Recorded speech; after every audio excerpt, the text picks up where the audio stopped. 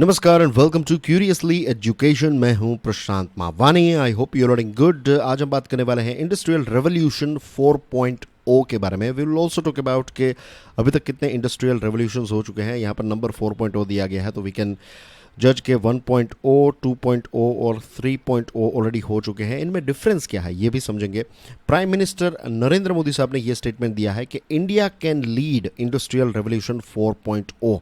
तो ऐसा उन्होंने क्यों कहा है कि हम इसमें आगे रह सकते हैं, we can become a leader in this one. और बाकी के जो इंडस्ट्रियल रेवोल्यूशन हुए हैं, क्या उसमें हम लीडर रहे थे, नहीं रहे थे, क्या इश्यूज थे, ये सारी चीज़ों को डिस्कस करेंगे। इस प्रकार के इंटरेस्टिंग टॉपिक्स पर मैं वीडियोस बनाता हूँ। This is my channel Curiously Education. Do consider subscribing it. Video पसंद आया तो hit the like button and share it with other students as well. तो दोस्तों, ये जो इंडस्ट्रियल रेवोल्यूशन की बात जो है वो कहाँ से स्टार्ट हुई। खबर यह है कि हैवी इंडस्ट्रीज मिनिस्ट्री ने एक कॉन्फ्रेंस ऑर्गेनाइज की थी। इसका नाम है national conference on industry 4.0 challenges and way forward.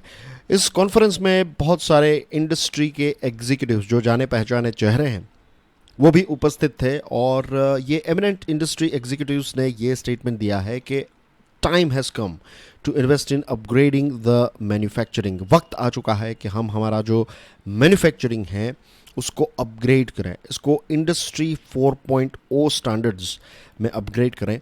और उनका कहना यह है कि ये जो अपग्रेडेशन होगा, तो ये जो बदलाव आएगा, ये जो चेंज है, इसका बेनिफिट ऐसा नहीं है कि सिर्फ बड़ी कंपनीज़ को मिलेगा।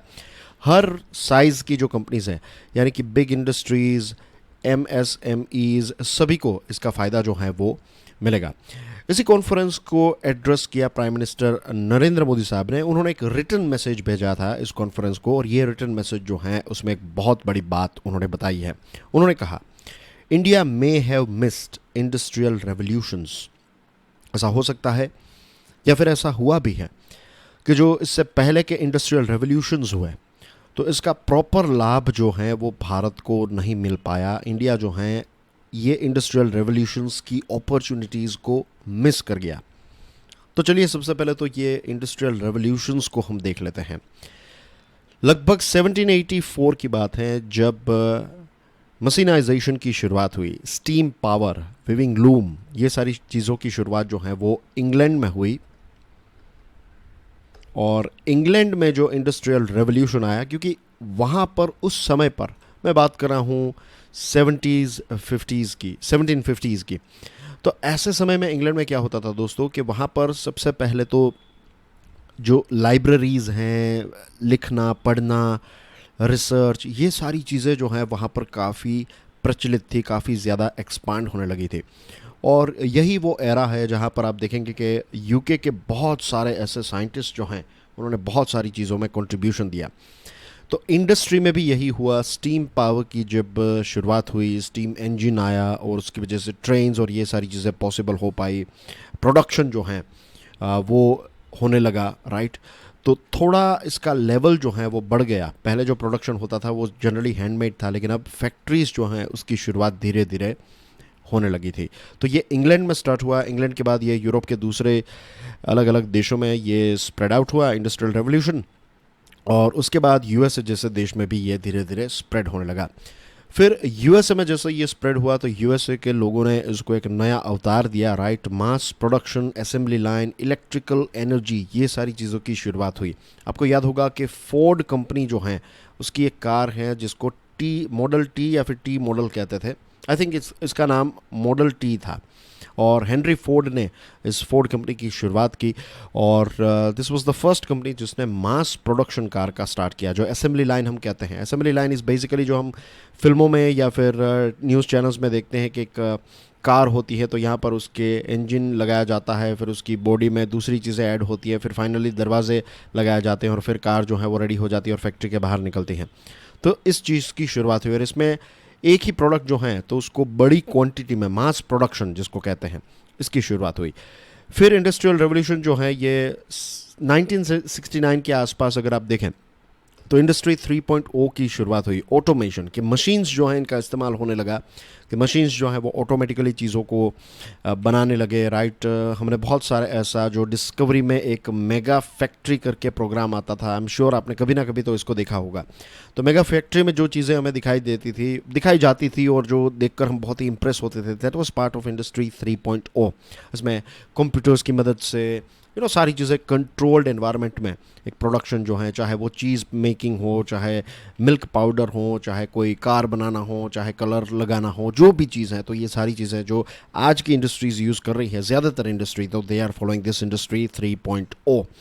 और अब जो वक्त आ चुका है, बहुत सारे देशों में इसकी शुरुआत हो चुकी है इंडस्ट्री 4.0, उतने बड़े लेवल पर नहीं लेकिन धीरे धीरे शुरुआत हो चुकी है। फॉर एग्जांपल एडिडास जो कंपनी है, तो एडिडास ने अपने पहले शूज़ जो हैं वो जर्मनी में बनाता था, फिर सारा प्रोडक्शन जो है वो चाइना में ले गया, अब फिर से वो उनका प्रोडक्शन जो है वो वापस जर्मनी चला गया था। अब कहाँ पर है, आई थिंक वापस वो चाइना चले गए हैं। But the main thing is कि ऑटोमेटिक इंडस्ट्री, ऑटोमेटिक प्रोडक्शन, कि आपने कंप्यूटर पर एक शूज़ की डिज़ाइन फाइनल की और सारा मटेरियल जो भी लेदर, रबर, ये सारी चीज़ें जो हैं वो आपने अपने मशीन्स में फिलअप कर दी हैं, और यहाँ से आप क्लिक बटन दबाएंगे और वो जो डिज़ाइन आपने कंप्यूटर में तय की है, राइट, फाइनलाइज की है, वो डिज़ाइन जो है उसके शूज़ जो हैं वो धड़ाधड़ एक के बाद एक कंपनी, ये मशीन जो है वो बनाने लगेंगे। और कंपनी इस प्रकार से मास प्रोडक्शन कर रही है, एक नए लेवल की कटिंग एज टेक्नोलॉजी का इस्तेमाल हो रहा है। और 5G और ये सारी चीज़ों के आने के बाद इंटरनेट ऑफ थिंग्स और ये सारी चीज़ें भी हमें देखने को मिलेगी। तो हाँ, इंडस्ट्री रेवोल्यूशन 1.0, 2.0, 3.0 में हम लेट रहे। सारी चीज़ें दुनिया के दूसरे देशों में हुई और उसके बाद हमारे यहाँ पर वो चीज़ों को हमने अप्लाई किया, तो we were always catching up. लेकिन इंडस्ट्री 4.0 एक ऐसी चीज़ है जिसमें हम लीड कर सकते हैं, we can take a stand, we can stay in the front row when it comes to this. और जब हम मैन्युफैक्चरिंग की बात करें तो अब रैपिड और सिग्निफिकेंट ट्रांसफॉर्मेशन जो है वो मैन्युफैक्चरिंग का होने वाला है, और डिजिटाइजेशन और टेक्नोलॉजीज़ की वजह से ये बदलाव आएगा। जैसे मैंने आपको एक्सप्लेन किया, इसमें आर्टिफिशियल इंटेलिजेंस और मशीन लर्निंग जो है इसका इस्तेमाल होगा। 3D प्रिंटिंग का इस्तेमाल करते हुए घर को बनाया जाएगा, कार को बनाया जाएगा, कितने सारे कॉम्प्लिकेटेड जो प्रोडक्ट्स हैं उनको 3D प्रिंटिंग मशीन के माध्यम से बनाया जाएगा। तो ये सारी चीज़ें जो हैं वो भारत भी कर सकता है। अपने रिटन मैसेज में प्राइम मिनिस्टर मोदी साहब ने ये बताया कि India can lead industrial revolution 4.0। हमारे पास वो सारा मिक्स है, वो जो चीज़ें चाहिए वो आज हमारे पास है। फॉर एग्जांपल डेमोग्राफी, हमारे पास यंग टैलेंटेड ब्राइट यंगस्टर्स हैं, राइट, लोग हैं, ह्यूमन कैपिटल है हमारे पास, इसको और ज़्यादा इंप्रूव किया जा सकता है, right. Skill is a thing that requires constant improvement. तो ह्यूमन कैपिटल को कॉन्स्टेंटली अपग्रेड करते रहना, this is something very important. लेकिन we have a very young population, और वो भी बहुत बड़ी क्वांटिटी में। Then demand, as we know, Bharat की पॉपुलेशन जो है वो 1.4 बिलियन के आसपास हैं। तो यहाँ पर कोई भी प्रोडक्ट बनाएंगे और वो प्रोडक्ट, लेट्स से कि आप 10 लाख कस्टमर भी हैं आपके, देन एज वेल आपने सक्सेस जो है वो अचीव कर लिया। तो डिमांड भी है, इतनी बड़ी मार्केट है, यंगस्टर्स हैं, और यंग मार्केट, कोई देश जो है वो यंग जब होता है तो उसकी एक बात समझ लीजिए, most of you are youngsters. तो आपको क्या क्या चीज़ें चाहिए, यू नीड न्यू फ़ोन, आपको नई कार चाहिए, नया मोटरसाइकिल चाहिए, नए कपड़े चाहिए, नए शूज़ चाहिए, नए परफ्यूम्स चाहिए, there are so many other things that we use. तो यंगस्टर्स जो होते हैं उनको नई नई चीज़ें चाहिए, because they are in that particular age bracket. तो डिमांड जो है वो हमेशा नई नई चीज़ों की जो है वो यहाँ पर रहती हैं। और डिसीजिव गवर्नमेंट है, गवर्नमेंट जो है वो काफ़ी अच्छे डिसीजंस ले रही है। फॉर एग्जांपल डिजिटल टेक्नोलॉजी की बात करें तो आज डिजिटल टेक्नोलॉजी जो है वो हर एक के व्यक्ति के जीवन में आ चुकी है, हर एक इंडस्ट्री में आ चुकी है। और सरकार ने पिछले लगभग 8 सालों में अगर आप देखें तो बहुत सारे रिफॉर्म्स किए हैं। सरकार ने PLI यानी कि प्रोडक्शन लिंक्ड इंसेंटिव स्कीम्स के माध्यम से बहुत सारी कंपनीज को अट्रैक्ट करने की कोशिश की है। What we are trying to do is make in India, और मेक इन इंडिया के साथ साथ हम भारत को भी, जो हमारे इंडस्ट्री और एंटरप्रेन्योर्स हैं, इनके माध्यम से भारत को हम दुनिया का एक टेक पावर्ड मैन्युफैक्चरिंग हब बनाना चाहते हैं। हम फाइनेस्ट क्वालिटी के प्रोडक्ट्स जो हैं उनको यहाँ पर डिज़ाइन और प्रोड्यूस करना चाहते हैं। ये भारत का एक लॉन्ग टर्म गोल है, और हम ग्लोबल वैल्यू चेन्स में भारत को एक इम्पोर्टेंट लिंक बनाना चाहते हैं। तो ये सारी चीज़ों को लेकर सरकार जो है वो रिफॉर्म्स कर रही हैं। तो ये चीज़ों के बारे में जो है वो प्राइम मिनिस्टर मोदी साहब ने एक मैसेज दिया है, एंड आई होप कि आज की इस डिस्कशन से आपको पता चल गया होगा कि what is the difference between 1.0, 2.0, 3.0 and 4.0 industrial revolutions. Thank you very much for watching this video पसंद आया हो तो hit the like button, share it with other students as well, and I will see you soon with some more interesting videos. Till then enjoy your studies, God bless you all, जय हिंद।